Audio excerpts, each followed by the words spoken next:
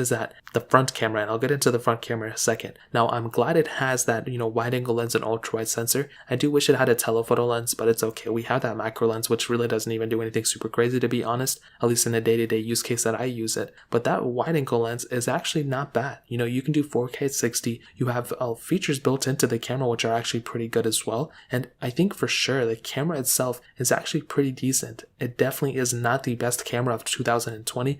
I would 100% give that to the S20 Ultra, but I think this camera, for it not necessarily being like a camera focused phone, is actually a solid lens. Now, again, it's not my favorite camera. I think I would rate it below an 11 Pro, but I do think it's still a pretty decent thing. If you want to go ahead and take, quick photos or videos, you're probably going to have still a tremendous experience. I don't think that ultra wide sensor is that amazing, but again, the wide angle lens pretty much makes up for it. The front, on the other hand, with that 16 megapixel wide angle lens, this is the biggest problem. Only 1080p on this specific lens, and that is something that's very annoying. This thing came on in 2020, and that's the same year that the iPhone 12s all had 4K at 60 on the front. So I love how OnePlus is, mentioning and talking a ton about their, back of their camera and the Hasselblad, collaboration and stuff. But if that front camera, they have not made any mention of the front camera. If that front camera is still 1080p, if it's not 4K at 60, in my head, that's going to be a total L for the camera. A lot of people are complaining about the, back camera, but a lot more people are complaining about the front camera, in my opinion. I think that's a bigger deal. So